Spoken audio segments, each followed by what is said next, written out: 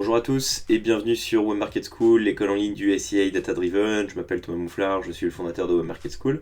Et dans cette vidéo, on va parler de la méthodologie pour mettre en place de premières optimisations sur son compte Google Ads suite à un premier lancement de campagne. Donc cette vidéo fait suite à mes précédentes vidéos sur bien démarrer sur Google Ads et bien réussir sa première création de campagne et celle sur la stratégie de keyword tapering. Donc, dans cette vidéo, je vais vous montrer comment est-ce qu'on va analyser les premiers résultats d'une campagne Google Ads et surtout la marche à suivre pour mener de premières optimisations efficaces qui auront tout de suite de l'impact sur les performances de votre compte et qui viendront évidemment dynamiser votre rentabilité sur le long terme. Donc, on va reprendre les campagnes qu'on avait créées dans les précédentes vidéos.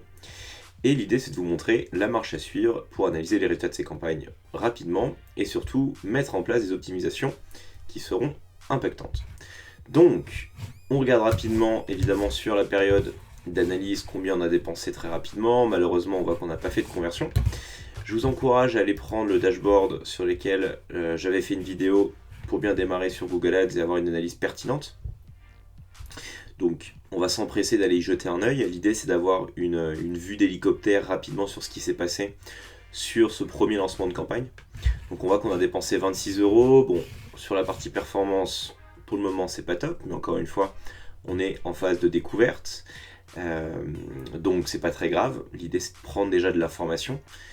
Il faut se dire que c'est 26 € qu'on a investi pour découvrir un peu notre marché cible, comprendre les requêtes utilisateurs. Et ça va nous permettre ensuite d'adapter notre stratégie sur Google Ads. On voit qu'on a eu à peu près 200 clics, que notre taux de clic est plutôt bon, à 8%, donc on sait déjà que nos annonces sont plutôt pertinentes. On voit qu'on a un coût par clic qui est autour de 13 centimes, donc le marché est relativement abordable. Par contre, qu'on est apparu que 10% du temps par rapport à toutes les impressions qui ont eu lieu sur les mots-clés qu'on ciblait et qu'on est apparu en haut des résultats de recherche 11% du temps. Donc là, on sait que probablement nos enchères en fait sont pas assez élevées pour apparaître au-delà de 10% du temps. Et également que notre marché, il y a des concurrents, puisque on apparaît en haut des résultats de recherche seulement 11% du temps. Donc nos concurrents apparaissent davantage que nous, tout en haut des résultats de recherche. Donc ça, c'est toujours intéressant de le savoir. Ensuite, alors, sur les graphes de tendance, pour le moment, c'est pas très intéressant puisqu'on a peu de données. On va tout de suite aller sur les campagnes. L'idée, c'est de rapidement voir quelles sont les campagnes qui ont le plus dépensé, quels sont les mots-clés, les groupes d'annonces qui ont le plus dépensé, pour avoir une première idée un peu de cette phase de découverte et des performances. Donc on voit que ici, en fait, c'est la SCAG qui a le plus dépensé et que la stratégie de keyword tapering a très peu fonctionné. Donc tout de suite, en fait, on aurait aimé voir l'inverse. Donc probablement on sait que sur la partie tapering, on n'a pas assez mis des enchères assez élevées. Au niveau des groupes d'annonces, on voit que c'est en fait le groupe d'annonces large qui est venu prendre l'ensemble des dépenses, mais alors de manière totalement majoritaire, hein, et que nos mots-clés de longue traîne ont tout simplement très peu dépensé. Donc on verra après si c'est parce qu'on n'a pas assez enchéri ou tout simplement parce que le volume est trop faible. Au niveau des mots-clés, pareil, là on prend de l'intention, on va voir quels sont les mots-clés qui ont le plus dépensé. Donc on voit que c'est des mots-clés qui sont très très génériques, carte Yu-Gi-Oh, acheter carte Yu-Gi-Oh, etc. On a le coût moyen de ces mots-clés. Donc on voit que finalement les mots-clés qui sont plus apparentés à ce que nous on vend, c'est-à-dire des boosters ou des displays, on a très peu dépensé. Donc probablement qu'ici, en fait sur les mots-clés qu'on a choisis, on cible un peu trop large pour le moment, d'où le fait qu'on n'ait pas de conversion. Et le dernier étage, c'est surtout de voir, et c'est plus intéressant, hein, les termes de recherche sur lesquels on est le plus apparu et qui ont représenté le maximum de dépenses. Donc on voit encore une fois ici que c'est des termes très génériques, prix des cartes Yu-Gi-Oh, deck Yu-Gi-Oh, cartes Yu-Gi-Oh. Certes, on vend des cartes Yu-Gi-Oh, mais par intuition, on sent bien que ça, ce sont des personnes qui vont chercher soit des cartes à l'unité ou des cartes en vrac, alors que nous, on vend, souvenez-vous, hein, on vend vraiment des produits qui sont scellés, qui sont neufs, d'accord, par exemple ici. Donc on ne vend pas approprié de manière précise des cartes en vrac. Donc ici, probablement qu'en fait on cible trop large. Donc voilà, pour ce premier état des lieux, on a un peu une première idée de ce qui s'est passé. On va venir compléter ensuite notre analyse avec évidemment nos données de e-commerce. On a eu une personne qui a essayé de payer et en fait le paiement n'est pas passé. Donc je lui ai envoyé un mail juste pour lui rappeler de valider son panier, on verra si elle convertit. Et on a eu ce client là également qui a en fait ajouté des produits au panier. Donc là ce qui est intéressant après dans votre shop e-commerce, c'est de voir effectivement les produits qui ont été ajoutés, voir un peu les intentions d'achat qu'il y a eu, de manière à venir peaufiner après votre achat de mots-clés. Donc là on voit que c'était un deck qui avait été ajouté au panier, et ici une boîte de booster. Bon. Donc c'est intéressant, il y a eu quelques intentions. Aussi ce qui est important, c'est de venir compléter votre analyse avec Google Analytics. Donc si vous avez bien lié votre compte, vous allez avoir les mêmes données que ce que vous avez dans Google Ads, si ce n'est qu'on va avoir en plus les données Analytics à notre disposition. Donc là, ce qui est important sur un shop e-commerce, c'est vraiment aussi d'aller regarder les taux de rebond. On a envie de voir s'il y a eu des intentions d'achat sur notre site par rapport à cette première lancement de campagne. On voit ici que pour un site e-commerce, le taux de rebond est assez élevé. En général, on doit être autour de 25 à 30%. Donc là, on sait que finalement, on a des campagnes qui pour le moment ne sont pas assez pertinentes. On va aller voir au niveau pareil des mots-clés et des termes de recherche pour voir quels sont les mots-clés qui ont les taux de rebond les plus élevés. Donc voilà, on retrouve les mots-clés très très génériques qui ont des taux de rebond très élevés. Ici, prix, carte Yu-Gi-Oh, deck Yu-Gi-Oh, etc. Et en revanche, on voit que voilà, quand on est plus au niveau des boosters, etc., on a quand même des taux de rebond qui sont plus faibles, donc ça semble être plus pertinent. On voit également en termes d'engagement sur notre site, en termes de pages par session, on voit que c'est ici qu'on a eu le plus d'intention. On va la regarder également dans les termes de recherche, parce que finalement c'est vraiment l'intention qui importe le plus. Donc voilà, donc là sans surprise, on voit que carte Yu-Gi-Oh, prix carte Yu-Gi-Oh, deck Yu-Gi-Oh, on a des taux de rebond qui sont super élevés, on a eu peu d'intention. Donc ça on sait que probablement c'est des mots-clés qui ne correspondent pas du tout. On va essayer d'aller regarder ensuite les mots-clés qui sont plus proches de ce qu'on vend.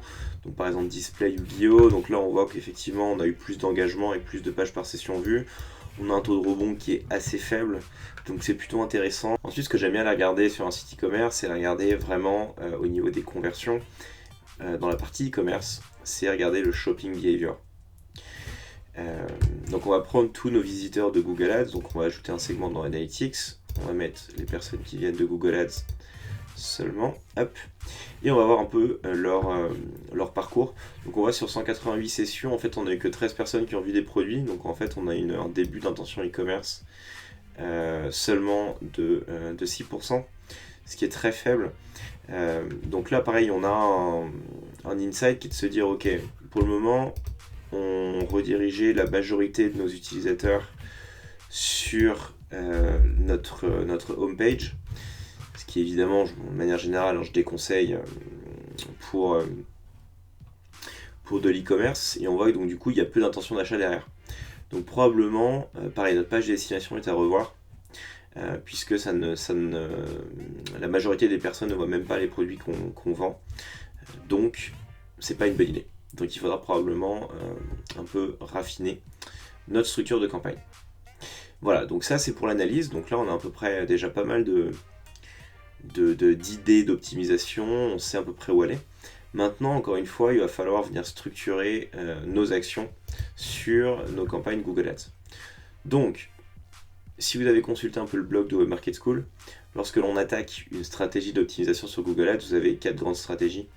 Une stratégie, ce qu'on appelle de coûts, sur lesquels on va venir en fait élaguer l'ensemble des segments de marché ou des aspects qui viennent polluer notre compte et nous faire dépenser de l'argent. Donc clairement, lorsque l'on démarre, c'est vraiment ce type de stratégie-là qu'on va mettre en place. Donc on va commencer par la stratégie de coût. Ensuite, on a les stratégies de prix. Donc l'idée, c'est d'augmenter notre volume de conversion, notre ROI. Donc ça sera le deuxième temps. Et après, on a les stratégies de market share et de market size. Donc l'idée, ça va être de soit créer davantage de volume sur notre compte en vue de faire plus de conversion, ou du market share. L'idée, ça va être de travailler sur nos parts de marché pour prendre de la place à nos concurrents et leur piquer des clics. Donc là, on va démarrer par la plus évidente qui est la stratégie de coût. Donc on va venir en fait couper l'ensemble des mots-clés qui ne sont pas pertinents. D'accord ? Donc on va revenir sur notre campagne Skag. On sait que bon, voilà, la majorité des dépenses sont venues de cette campagne-là. On a bien vu sur Google Analytics que tout ce qui était carte Yu-Gi-Oh, etc., tous ces mots-clés-là en fait étaient probablement trop larges. Donc on va tout simplement les couper. Alors, on sait qu'ils sont probablement peu pertinents pour nous pour le moment. Hop, donc on les pose. Alors on a vu que acheter carte Yu-Gi-Oh pour le moment c'était peut-être intéressant de le garder. Donc on va venir ensuite carte Yu-Gi-Oh deck. On a vu que pareil il y avait des taux de rebond qui étaient très élevés. Donc tout ça on va venir poser. Carte Yu-Gi-Oh pas cher. Bon, on a eu peu de requêtes, mais finalement on sait que nos mots-clés sont, enfin nos produits sont plutôt assez chers et assez onéreux, donc ça va pas coller. Par contre là ce qui nous reste normalement, ça reste assez proche de ce qu'on vend. Ici carte Yu-Gi-Oh, on va poser également. Ce qui est intéressant, c'est que donc du coup quand on fait ce travail, vous l'avez sûrement remarqué, et j'en parlais donc du coup dans l'analyse, on sait que pour le moment le prix qu'on est prêt à payer par clic est trop faible, ce qui fait qu'on apparaît peu. Et Google nous le dit bien d'ailleurs ici, il nous dit bien que sur la majorité de nos mots-clés, on a des enchères qui sont encore trop faibles pour pleinement apparaître sur un volume plus conséquent. Mais comme on n'a pas encore de preuves que ces mots-clés-là peuvent être rentables pour nous, évidemment on ne va pas s'empresser d'augmenter les enchères. On va les voir aussi dans les termes de recherche, s'il y a des termes de recherche qui sont complètement inadéquats par rapport à ce qu'on vend. On avait fait un bon ciblage, évidemment sur la Skag, on n'est que sur de l'exact. Donc quand on parcourt rapidement, on voit qu'il n'y a pas de mots-clés qui sont complètement hors scope de ce qu'on vend. En tout cas, moi je vous encourage tout de suite, lors de la première vague d'optimisation, à aller consulter ce rapport et venir en fait sélectionner les termes de recherche et les exclure pour ceux pour lesquels en fait vous jugez que ça n'a aucune pertinence. Donc en fait vous les sélectionnez. Vous venez ensuite les ajouter dans votre dans une liste en fait de mots-clés négatifs. Donc là on n'en a pas créé, mais ce qu'on va faire c'est que en fait on va créer une liste de mots-clés par exemple à exclure. Hop, tac. Donc là je ne vais pas exclure ces mots-clés là, mais imaginons que j'ai eu des mots-clés qui n'ont rien à voir. Si j'avais fait un mauvais ciblage par exemple et que j'avais des personnes qui tapaient des cartes par exemple Pokémon, des cartes Magic, il va falloir être inventif. Et imaginons que j'ai eu quelqu'un qui tape, je sais pas, cartes aux USA par exemple, enfin bref. Bah, tout ça en fait c'est des mots-clés clairement sur lesquels on ne veut pas apparaître, donc on va venir les exclure. Hop. Et ensuite, on va venir en fait ajouter cette liste de mots-clés négatifs à nos campagnes. Donc on va venir la sélectionner ici et on va venir l'ajouter à nos deux campagnes. De cette manière, tous les mots-clés qu'on a ajoutés dans la liste à exclure permettront à nos campagnes de ne plus diffuser sur ces derniers et donc de limiter nos coûts sur des requêtes poubelles. Hop. Ensuite, donc ça c'était pour la Skag. On va aller sur notre campagne tapering. On va regarder également ce sur quoi on a dépensé. Donc pareil, on a dépensé beaucoup sur carte Yu-Gi-Oh, mais on sait que en fait ces mots-clés là pareil sont trop larges. Alors booster, carte Yu-Gi-Oh, ici ça avait du sens. Carte Yu-Gi-Oh pas cher, pareil, on va les mettre en pause. Deck de démarrage, ça nous concerne. Display c'est bon. Carte Yu-Gi-Oh deck, on sait que c'est pas bon pour nous. Évidemment tout ça, il y a peu de volume, c'est pas très significatif, mais je vous montre un peu la marche à suivre. Même si dans l'état en fait on n'a eu qu'un seul clic, on n'a pas forcément posé ce mot-clé là, mais il faut se mettre à la place de si on a eu beaucoup plus de clics. Typiquement, on l'a vu via Analytics que c'était des mots-clés qui avaient des taux de rebond assez élevés, donc on va pas les garder. Acheter on le garde, carte Yu-Gi-Oh on l'enlève, prix on l'enlève, hop, et tout ça pour le moment on va garder. Donc ça, c'est pour la première étape, c'est notre stratégie de coût. Donc là, je l'ai fait très rapidement et très succinctement, mais L'idée, c'est de venir couper les mots-clés sur lesquels tout de suite vous voyez qu'il n'y a aucun intérêt et que vous avez des très mauvais résultats, qui viennent d'ailleurs cannibaliser vos campagnes au détriment de mots-clés plus qualifiés. Et c'est d'aller exclure déjà dans les termes de recherche des requêtes, des mots-clés qui n'ont tout simplement aucun rapport avec ce que vous vendez. Voilà, typiquement, association de cartes Yu-Gi-Oh, c'est pas pour nous. À l'unité, on vend pas de cartes à l'unité. On n'est pas un magasin de cartes Yu-Gi-Oh. Vieille display, cartes à l'unité. On vend pas de cartes au Jama. Toutes les cartes Yu-Gi-Oh, ça n'a pas de sens non plus. Voilà, Booster Box, ça nous connaît bien. Paiement plusieurs fois, bon, pourquoi pas. Et l'intention d'achat, on va vouloir la garder. Boîte 36, blablabla. Gratuite, bah non, hein. Occasion, hein. Sans arnaque, tiens, pourquoi pas, il y a des arnaques apparemment. Édition carte Yu-Gi-Oh, ici ça nous correspond pas du tout. Fournisseur, pourquoi pas. Première carte Yu-Gi-Oh, on est sur du vintage, donc oui. News, bah non, hein, on est sur du vintage. Prix, bon, un peu d'illettré aussi dans le milieu des cartes Yu-Gi-Oh. PSA, alors ça c'est en fait c'est des cartes gradées. On va l'exclure parce qu'on fait pas de PSA. Site, donc ça nous concerne, ok. Valeur carte Yu-Gi-Oh, tout ça c'est trop loin. Magazine, on n'est pas un magazine. Donc voilà, donc là on voit sur le tapering qu'on a eu des requêtes qui étaient vraiment un peu larges, puisqu'on a fait le tour des mots-clés à exclure. Donc ensuite on va ajouter tous ces mots-clés dans notre liste de mots-clés négatifs. Alors là en fait quand on les laisse comme ça, on les ajoute en exact. Donc quelqu'un qui va retaper après association carte Yu-Gi-Oh, on va encore pouvoir potentiellement apparaître. Donc là on veut vraiment exclure potentiellement de toutes nos campagnes les mots-clés qui contiennent association, qui contiennent unité. Donc on va pas mettre de restrictions, hein. On va vraiment les mettre en large. Comme ça on sera tranquille, on sait qu'on apparaîtra plus sur ces mots-clés là. Et ça va venir dépolluer notre compte. Hop. Voilà. Donc on enlève. Voilà pour la stratégie de coût. Maintenant, on va attaquer la stratégie de prix. Donc là, l'idée, c'est vraiment de se dire, ok, comment est-ce que je peux augmenter mes ventes? Donc on va regarder, on a bien vu qu'on avait déjà des mots-clés qui apportaient un peu plus de pertinence, qui avaient de l'engagement. On va venir les reprendre dans Analytics. On va regarder les mots-clés qui ont apporté le plus de pages par session. Donc on a les boosters, les decks de démarrage, bon là on a les cartes Yu-Gi-Oh, acheter cartes Yu-Gi-Oh, etc. Donc typiquement ces mots-clés là, on va venir à la fois enrichir les mots-clés qu'on achète autour de ces mots-clés, et on va venir potentiellement vouloir augmenter nos enchères. Donc on va venir reprendre notre campagne de tapering, d'accord? On va aller dans nos différents groupes d'annonces. Alors on va mettre ceux qui nous restent. Et on va venir potentiellement récupérer nos mots-clés sur lesquels on sait qu'il y a un peu d'attention d'achat. On va regarder ce que nous dit Google. Donc là on voit qu'effectivement on n'apparaît pas suffisamment pour diffuser correctement. Donc ici on a plusieurs options. On peut augmenter nos enchères, effectivement, pour avoir plus de data, ce qu'on va faire. Et puis après on verra ce qu'on peut faire en plus. Donc là l'idée c'est comme on a coupé pas mal de nos mots-clés, on peut se permettre d'augmenter un peu nos enchères pour quand même avoir de la data. Alors Google nous dit 20 centimes par définition, moi je le crois rarement. J'ai plus envie déjà de monter à 15 centimes. Et on va voir ce que ça va donner. Donc là on va se dire qu'on va monter tout le monde à 15 centimes. Ok, ceux qui restent. Donc on va en fait sélectionner tout le monde. Et on va remonter toutes nos enchères à 15 centimes.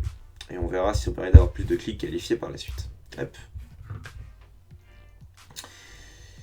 Tac, tac, tac. Là, on est encore en phase de découverte. Comme on n'a pas eu de vente, en fait, il n'y a pas encore de mots-clés qu'on va pouvoir venir isoler. D'accord. Donc là, on touche juste aux enchères. Ensuite, on sait que en fait, plus le mot-clé est proche de ce qu'on vend, plus il y a l'air d'y avoir de l'intention. Et ça, c'est ce qu'on avait essayé de créer un peu avec nos mots-clés de longue traîne. Et on voit ici qu'on a eu juste 0 recherche. Donc on va venir voir si c'est parce qu'on n'enchérit pas assez. Alors ici, tout le monde nous dit que... Enfin, Google nous dit que on est plutôt éligible à ce prix-là, d'accord. On a eu des bons taux de clics. Alors, on va regarder notre taux d'impression sur ce mot-clé-là. Voir si on a couvert le marché ou pas. Sur notre deck de démarrage Pegasus. 25%. Donc potentiellement, en fait, sur la période, il y a eu 24 personnes qui ont cherché à acheter un deck de démarrage Pegasus. Donc on va augmenter nos enchères. Ici, pour le coup, on a envie de les mettre un petit peu plus cher parce qu'on sait que c'est des mots-clés en fait qui potentiellement peuvent déclencher une vente. On l'a vu d'ailleurs, on a eu un ajout au panier sur ce type de produit. Voilà, typiquement là on est trop faible et là pour le coup j'ai envie d'écouter Google parce que j'ai vraiment envie d'apparaître sur ces mots-clés là parce que mes premières analyses semblent plutôt concluantes sur le fait que plus le mot-clé est pertinent, plus on a de chances de faire des ventes. On va aller voir sur Yugi, pareil, hop, tac tac. Surtout que là ce sont en fait des mots-clés qui redirigent pas sur la home page mais qui redirigent sur un produit. Et on l'a vu encore une fois dans Analytics, ce qu'on veut et ce qui nous manque, c'est des intentions d'achat sur le site. Donc là, on voit que celui-ci est très compétitif. 34 centimes, c'est assez élevé. On va mettre 25. On va voir déjà si on apparaît un peu plus. Et puis on y reviendra la prochaine fois et on passera à 34 si c'est concluant. Hop. Ah, ici, typiquement, on est en low search volume. Donc ça, c'est intéressant. C'est des mots-clés sur lesquels il y a très très peu de recherche. D'accord ? Donc tout simplement ici on sait que on ne peut pas les garder en l'état parce qu'on ne va pas diffuser d'ailleurs, on a eu 0. Donc là on a plusieurs options. Soit en fait on les coupe ou alors on élargit le champ sémantique. On ne va pas les couper parce que c'est des mots-clés qui sont vraiment assez pertinents. Donc ce qu'on va faire en fait c'est qu'on va les acheter en large pour tester. Hop. Donc on va changer le texte du mot-clé et on va remplacer notre broad modifié par du large. Hop. Donc alors quand on le fait, on voit que tout simplement on est encore en low search volume, donc ça sert tout simplement à rien de garder ces mots-clés. Hein. Ils sont juste pas du tout recherchés. Donc on peut couper. Hop. Ça viendra faire un peu de tri dans nos campagnes. Hop. Donc, on a joué un peu avec nos enchères, on va faire pareil sur notre campagne Skag. Donc là, pour le moment, tous ces mots-clés là, on va les laisser au prix qu'on a défini. Parce que de toute façon, la campagne Tapering va venir faire aussi le travail. On va regarder sur les mots-clés en exact. Donc là, pareil, on sait que c'est des mots-clés qui sont assez importants pour nous, qui peuvent nous apporter des paiements. Donc, on va venir remonter les enchères sur ces mots-clés longue traîne. Hop. Donc là, on est clairement dans une stratégie de prix. Hein. Donc là, comme c'est exactement le mot-clé en question, on va mettre des enchères plus élevées. On est prêt à payer plus cher. Et puis, il nous faut de les donner. Hop. Donc là, on est dans la stratégie de prix, comme je le disais. L'idée, ça va vraiment aller de se concentrer sur les mots-clés qui ont démontré le plus d'intention. Et essayer de générer des ventes tout simplement sur nos meilleurs mots-clés. Donc là, on se met sur les limites d'enchères et puis on verra effectivement si on a LOB, on peut couper, hop, si on a fait des ventes. Donc, pour reprendre un peu tout ce qu'on a fait, on a bien regardé nos stats, on a pris des premières intentions, des premières informations. On a mis en place une première stratégie de coût, on a coupé les mots-clés qui nous semblaient les moins pertinents. Et là, on est dans une optique de stratégie de prix, donc c'est vraiment de capitaliser sur des mots-clés qui nous ont apporté de premières intentions d'achat assez intéressantes par rapport à ce qu'on a vu sur nos paniers et ce qu'on a vu dans Google Analytics. Pour compléter notre stratégie de prix, on a bien vu que sur Google Analytics, on avait quand même peu d'intentions d'achat. Donc il va falloir que on arrête de rediriger sur la home, d'accord, et qu'on ait une stratégie un petit peu plus granulaire pour forcer nos visiteurs à venir consulter nos produits et potentiellement démarrer un acte d'achat. Donc on l'a vu sur Google Analytics et nos stats, on a vu que grosso modo les mots-clés Booster Yu-Gi-Oh, Display Yu-Gi-Oh apportaient plus d'intention sur le site que des mots-clés plutôt génériques. Donc on va reprendre notre site et effectivement on a des catégories donc, qui parlent des displays, enfin, ce sont des boîtes de boosters, et on a une catégorie qui est sur les boosters à l'unité. Donc ce qu'on va faire en fait, c'est qu'on va reprendre notre campagne de keyword tapering. On va venir dupliquer notre campagne large. D'accord, hop. Et en fait, on va la subdiviser en deux. une campagne qui va être réservée au booster Yu-Gi-Oh! Et une campagne qui va être réservée au deck. Et la première, on va la rediriger sur cette page-là, et la deuxième sur la page boîte de booster. De cette manière, on va pouvoir directement rediriger nos utilisateurs non plus sur la home, mais sur nos pages produits, en tout cas nos pages de catalogue, et on espère que ça va venir générer plus de ventes. Donc, ici, on va l'appeler large booster, tac. Et ici, ce sera large display, et on va en faire une dernière. Donc comme ça, on sera tranquille, on aura nos 3 catégories de produits qui, chacun, ont leur propre groupe d'annonces. On redirigera les utilisateurs sur ces pages catégories de produits, on sait qu'on sera déjà plus pertinent à leurs yeux. Hop. Et donc ici, ce sera deck, tech. Donc ensuite, ce qu'on doit faire, évidemment, c'est venir couper les mots-clés qui n'ont aucun rapport avec la partie display. Donc là, ça, on va couper. Donc là, on n'a plus qu'un seul mot-clé. Ce qu'on va faire, c'est on va venir en ajouter. Donc là, on est sur une stratégie de volume, donc de market size. Donc on va acheter boîte de booster Yu-Gi-Oh! Boîte de booster Yu-Gi-Oh! Hop, on les ajoute. Alors juste pour les passer en broad match, pour gagner du temps, on va enlever les plus partout. Hop. Et on va les rajouter après. Ça sera plus rapide. Hop. Petite manipulation, on remplace espace par espace plus. Comme ça on repasse tous en broad match. Hop. En broad modified. Hop. Et tous nos mots-clés démarrent par un plus. Hop. Parfait. Voilà. Donc ça, on va le faire de manière générale pour les 2 autres catégories, d'accord? Je ne vais pas le faire là, sinon la vidéo va être trop longue. Mais de cette manière, on va pouvoir avoir voilà, une vraie campagne qui est mieux segmentée, qui reprend la structure de notre site. Donc ça commence à être un peu mieux.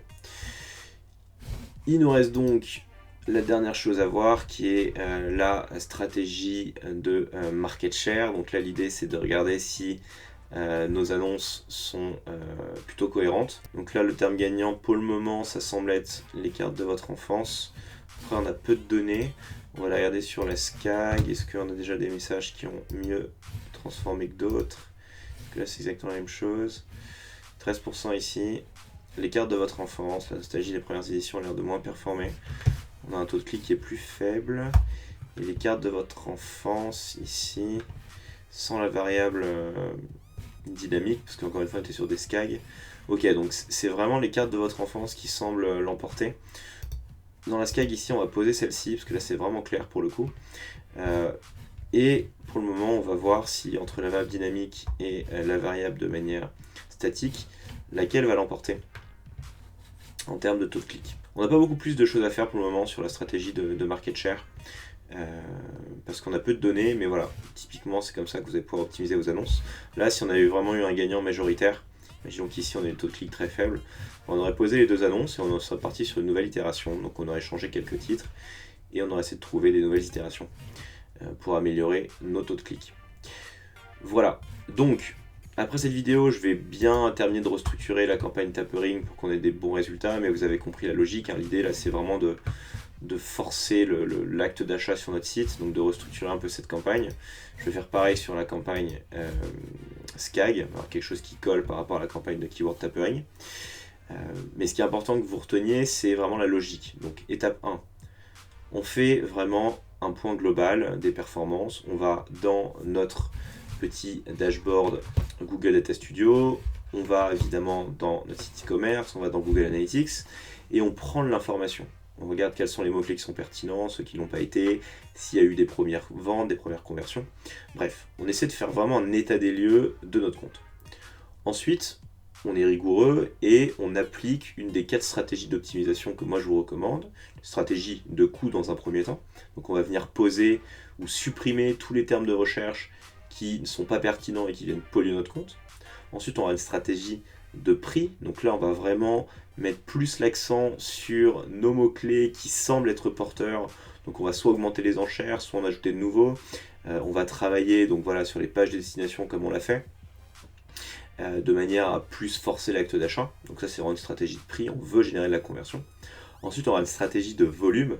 Donc typiquement, si on a eu voilà, des mots-clés qui sont manquants, des nouvelles idées de mots-clés, on va venir les ajouter, comme ce qu'on a fait avec les boîtes de booster, on va ajouter 2-3 mots-clés. Et enfin, dernière étape, c'est de regarder au niveau du market size, donc prendre des parts de marché, est-ce que nos annonces sont pertinentes, est-ce qu'on a des bons taux de clic, est-ce qu'on a des premiers messages qui sont gagnants, et si c'est le cas, eh ben, on coupe les annonces qui sont peu pertinentes et on en crée de nouvelles. Donc une fois que vous avez fait ça, ben voilà, vous êtes sur une bonne première phase d'optimisation et vous êtes prêt à continuer. La seule chose qu'on n'a pas pu voir dans cette vidéo, c'est le fait qu'on n'ait pas de conversion pour le moment. Mais si vous avez eu des conversions et si vous avez eu lors de la première phase des premiers mots-clés en fait qui étaient vraiment porteurs en termes de marché, eh bien vous seriez venu les exclure de votre keyword tapering, les ajouter dans votre campagne Skag en exact et vous leur aurez créé donc des enchères dédiées, des messages dédiés. Donc j'espère qu'on aura quelques conversions par la suite de manière à pouvoir faire ça. Mais voilà grosso modo pour cette première vidéo sur comment optimiser ces campagnes Google Ads suite à un lancement. J'espère que la vidéo vous a plu, qu'elle vous a permis d'y voir un peu plus clair sur la méthodologie que vous devez adopter sur votre compte Google Ads. Si la vidéo vous a plu, n'hésitez pas à commenter, partager, liker la vidéo. Ça permet de maintenir le bon déroulement et le bon développement de la chaîne. Et surtout, n'hésitez pas à vous abonner. Je vais mettre dans la description de la vidéo mon article vers les 4 grandes stratégies d'optimisation de ces campagnes Google Ads, de manière à ce que vous puissiez voir un petit peu plus en détail tout ce qu'on a vu dans cette vidéo, à quoi ça correspond et comment vous pouvez aller plus loin. Voilà, quant à moi, je vous souhaite une très bonne optimisation de vos campagnes Google Ads et je vous dis à très vite sur la chaîne. Au revoir à tous.